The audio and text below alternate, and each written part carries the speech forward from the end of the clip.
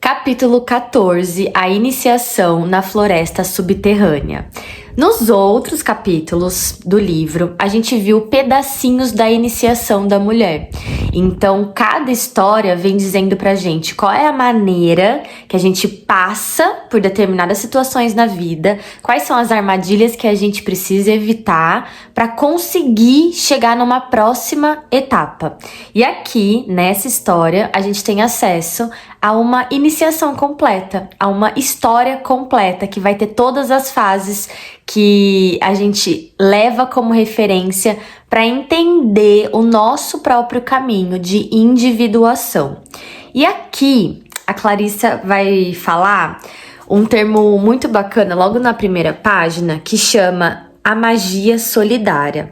Essa magia solidária fala pra gente de um termo em que tem um descolamento de nós, do nosso ego, para que a nossa alma possa descer, o nosso self desça até essa floresta subterrânea e tenha aprendizados. Então, esse descolamento do ego permite com que a gente aprofunde os nossos conhecimentos sobre nós mesmas, o conhecimento profundo de quem somos, o que é que queremos, o que é que fazemos em prol disso. Então, essa história da donzela sem mãos, que é a história que a gente vai mergulhar aqui nesse capítulo, vai dar todas essas pistas. E a gente vai entender do porquê que precisa ter esse descolamento do ego para que a gente tenha conhecimentos profundos, para que a gente consiga acessar os nossos conhecimentos profundos. E aqui ela fala que essa iniciação na floresta subterrânea, ela vem através de um rito de resistência. Um rito é normalmente um rito de passagem e um rito de resistência, a gente pode pensar como alguém que está resistindo a se colocar numa situação que precisa se colocar. Então eu resisto a me permear ali no que a vida tá pedindo. Mas aqui ela fala que o termo resistir dá a impressão de significar continuar sem interrupção.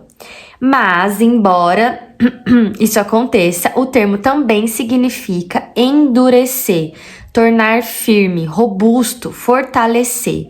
É esse o principal impacto do conto, bem como a característica produtiva da longa vida psíquica da mulher.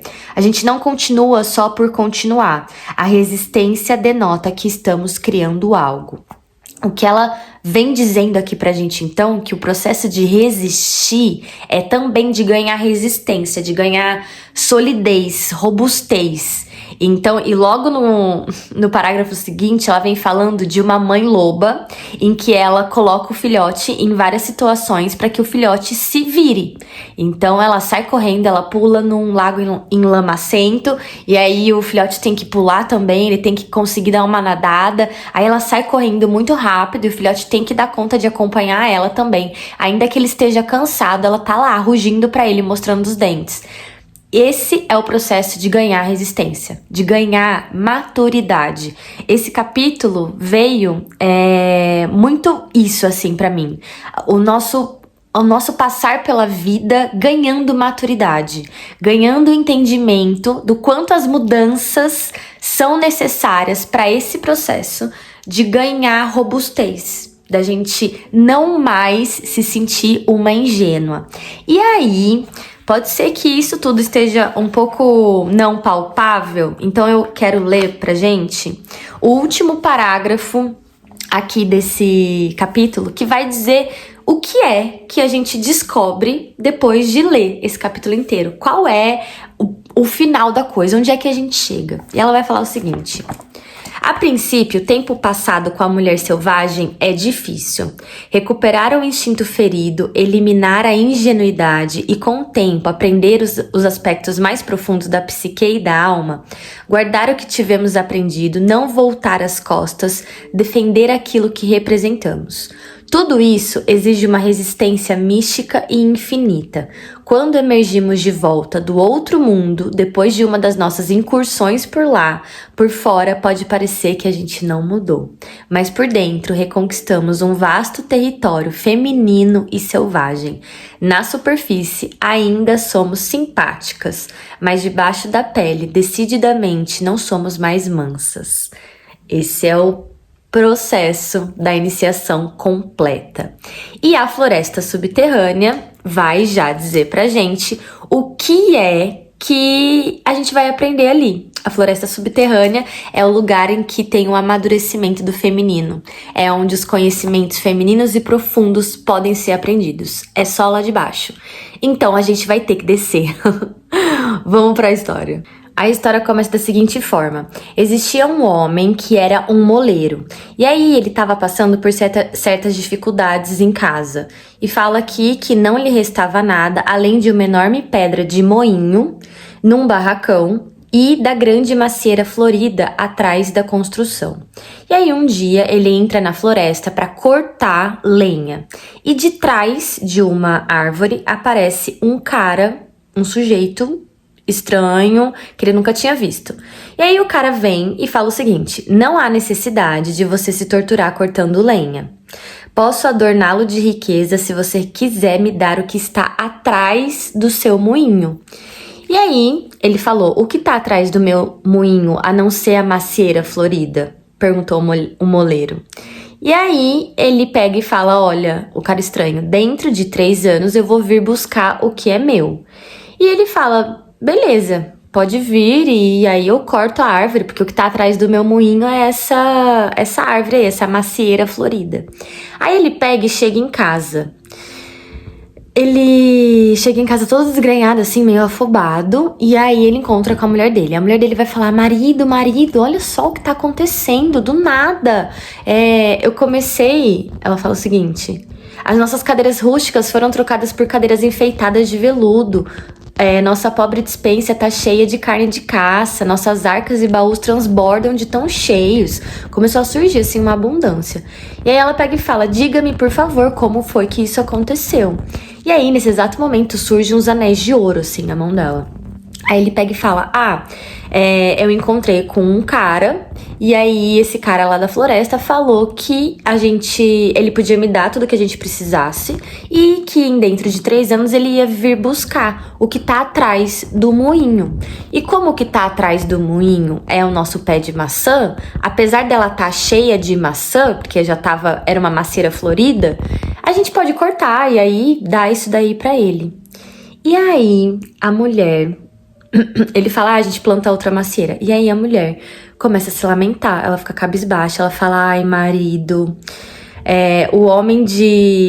A mulher se lamenta, dando a impressão de ter recebido um golpe mortal. E aí ela fala: o homem de casaco escuro era o diabo. E o que tá atrás do moinho é a árvore, sim. Mas nossa filha também tá lá, varrendo o quintal com a vassoura do salgueiro. E aí, eles ficam super cabisbaixos, eles ficam super chateados, falam: meu Deus, né? Ferrou, o que é que vai acontecer? E a filha permaneceu lá esses 3 anos, ela não casou e tudo mais, esperando a vinda do diabo que ia vir buscar ela. Aí no dia que o diabo chega pra pegar a querida, ela se banhou, pôs um vestido branco e ficou parada num círculo de giz que ela mesma traçara à sua volta. Igual aqueles filmes de bruxaria, né? E aí fala: quando o diabo estendeu, aí o diabo chega, ele estende a mão pra pegar ela, ele não consegue alcançar. Esse círculo em volta dela lança ele pra fora. Fala que uma força invisível o lançou pro outro lado do quintal. Ela ficou protegida. Aí ele pega e fala: ela não pode mais tomar banho. A culpa de eu não estar conseguindo acessar ela é porque ela tomou banho. Então, eu vou voltar. A hora que eu voltar, essa garota aqui tem que estar suja. Aí os pais ficam apavorados e falam: ai, meu Deus, tá bom, então deixa a menina ficar sem tomar banho. E aí, ela fica uma semana sem tomar banho, o cabelo fica todo emaranhado, a unha dela fica tudo suja, a pele dela fica acinzentada, a roupa fica encardida, ela tá suja. E aí, chega de novo o diabo pra pegar ela e ela começa a chorar. Na hora que ela chora, ela se molha toda e aí fala: agora suas mãos e seus braços estavam alvíssimos e limpos. E o diabo ficou furioso, porque ele tentou pegar ela de novo e não conseguiu. E aí ele falou: a culpa disso daí de não estar conseguindo pegar ela é porque ela chorou em cima das mãos. Então vocês vão ter que cortar as mãos dessa garota pra eu conseguir pegar ela. E aí o pai fica desolado, ele fala: como é que eu vou cortar a mão da minha própria filha? Não tem como, não posso fazer isso. E o diabo apavora ele dizendo: se você não fizer isso, tudo aqui vai morrer. Você, sua mulher e todos os campos até onde a sua vista alcance. O pai ficou tão apavorado que obedeceu e pediu perdão para a filha. A filha se conformou e falou: sou sua filha, faça o que você tem que fazer. E aí foi o que ele fez. No final, ninguém poderia dizer quem gritou mais alto, a filha ou o pai. Os dois sentiram essa dor da perda das mãos dela. E aí terminou assim a vida da menina da forma que ela conhecia. Quando o diabo voltou para pegar ela, sem já as mãos, ela continuou chorando. E aí ela chorou tanto que esses tocos do braço dela estavam limpos de novo. E o diabo foi mais uma vez atirado para longe dela e não conseguiu apanhá-la. Aí ele fica enfurecido e aí fala: foda-se, não vou mais pegar essa garota, não tem como acessar ela, o diabo pega e vai embora. E aí, o pai, que havia envelhecido 100 anos, e sua esposa também, como autênticos habitantes da floresta, eles continuaram como podiam. O velho pai fez a oferta para a filha de manter ela num castelo de imensa beleza e riqueza pelo resto da vida. Mas a filha disse que ela achava mais condizente com que ela virasse uma mendiga, com que ela fosse perambular. Aí, fala que dependendo da bondade dos outros para o seu sustento. E assim ela fez com que atassem os seus braços com uma gaze limpa e ao raiar do dia, ela se afastou da sua vida como havia sido até então. Ela caminhou muito, e aí virou dia, virou sol, ela caminhava, ela estava nessa perambulação, até que no meio de uma noite, ela chegou num pomar real, onde a lua fazia reluzir os frutos da árvore. Ela não podia entrar nesse pomar porque ele era cercado por um fosso, por uma água. E aí ela caiu de joelho porque ela estava muito faminta. Um espírito etéreo de branco apareceu e ele fechou a comporta para esvaziar o poço. Então, fechando ali a portinha, o poço ficou sem água, ela conseguia atravessar para ir lá pegar uma fruta da árvore que ela estava vendo. A donzela caminhou por entre as peiras, era uma árvore de pera, sabendo de algum modo que cada fruto perfeito havia sido contado e anotado, e que eles eram também vigiados. Mesmo assim, ela se encurvou e um ramo veio até a boca dela e colocou uma fruta na boca dela, uma pera, e assim ela comeu a pera. E aí, o jardineiro que estava vendo isso acontecer, ele ficou inconformado. Ele falou: uau, chegou uma menina aqui, sem as mãos, faminta, com ela veio um espírito de branco que secou o fosso para ela poder passar, e a árvore se curvou para botar uma pera na boca dela, e a menina se alimentou. Ele fica assim, perplexo. E aí, o que acontece na manhã seguinte é que ele acorda e vai falar isso pro rei. Esse território que ela tá é um território de um rei e o jardineiro é um trabalhador do rei. Ele fala, o rei vai falar assim: olha, eu contei as peras hoje e vi que as peras estão faltando. O que é que aconteceu? Aí o jardineiro vai falar: você não sabe. Senta aqui, lá vem a história. E aí ele conta: ontem à noite, 2 espíritos esgotaram o fosso. Entraram no jardim à luz do luar e um deles, que era uma mulher e não tinha mão, comeu a pera que se oferecia a ela. Aí o rei fica assim, ó, cara, que babado. Eu imagino assim muito, que babado, agora eu quero ver o que é que isso vai acontecer. Vamos ver esse negócio. Aí ele chama um mago Então se junta o rei, esse mago, porque eles iam precisar de alguém para conversar com esses espíritos, então entende-se que quem ia fazer esse diálogo era o mago, e o jardineiro.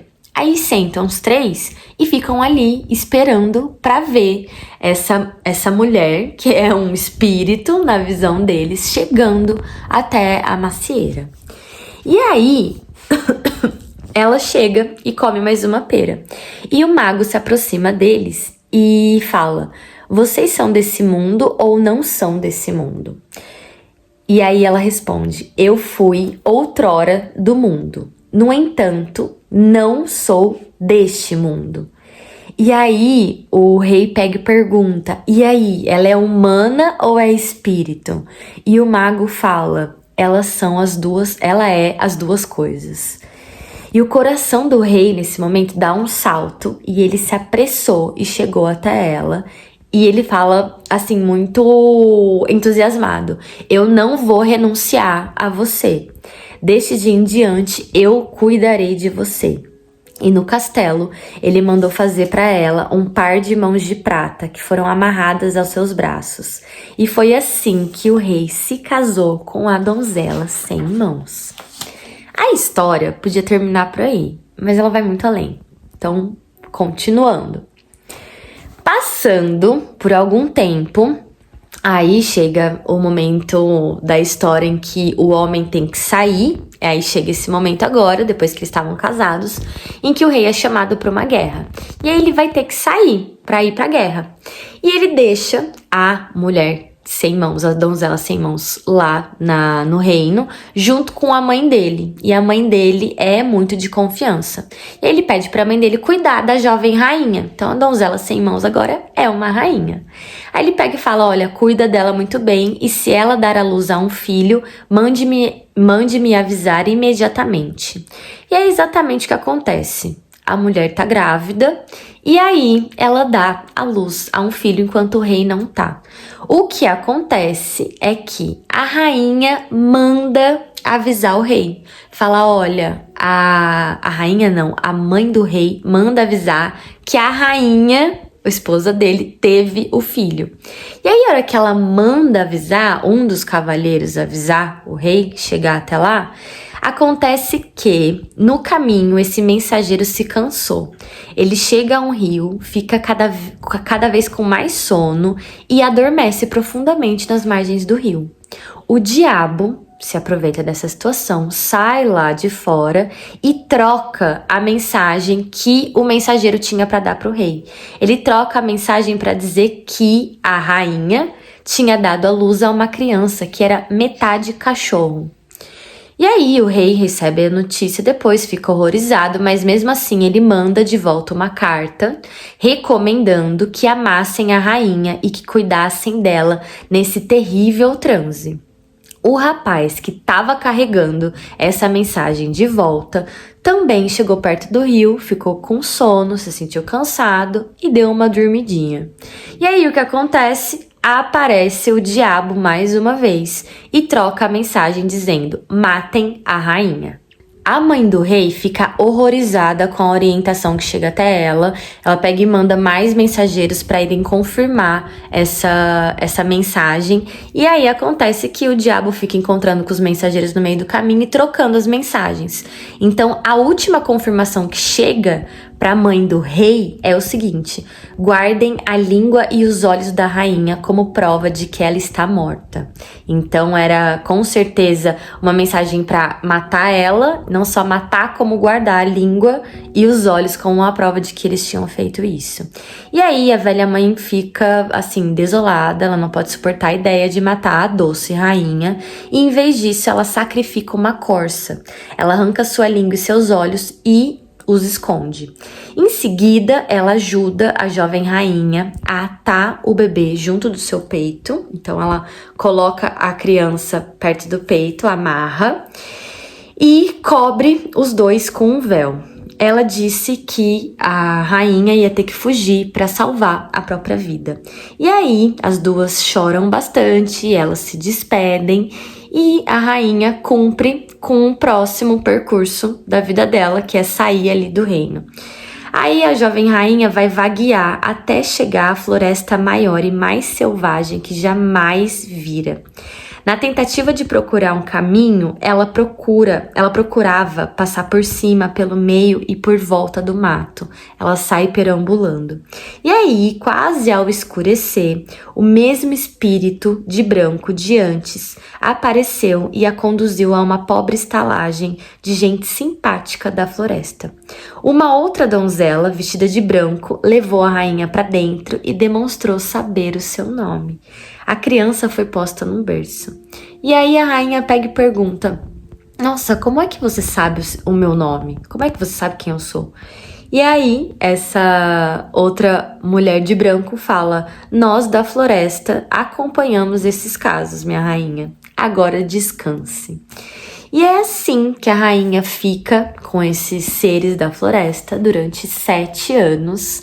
E ela se sente muito feliz, ela tá com a criança, ela tá com vida. E o que acontece de mais curioso dentro disso é que aos poucos as suas mãos lhe voltam primeiro como pequenas mãozinhas de bebê e depois como mãozinhas de menina e no final como mãozinhas de mulher.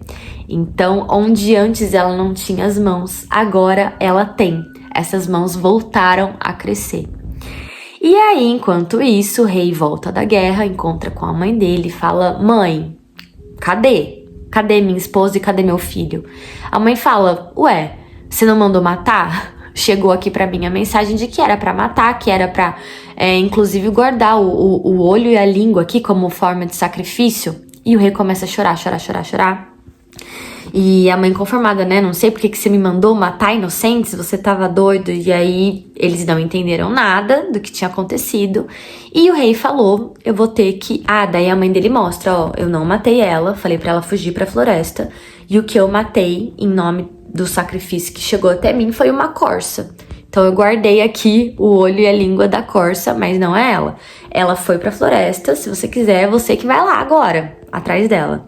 Aí o rei jurou não comer nem beber e viajar até onde o céu continuasse azul para encontrar os dois. Ele procurou por 7 anos a fio. Suas mãos ficaram negras, sua barba de um marrom semelhante ao do musgo, seus olhos avermelhados e ressecados. E todo esse tempo ele não comeu e nem bebeu nada. Mas uma força maior do que ele o ajudou a se manter vivo. E aí, no final, ele chega até a estalagem, vê aquela mulher de branco que convida ele para entrar também e se deita de cansado e descansa.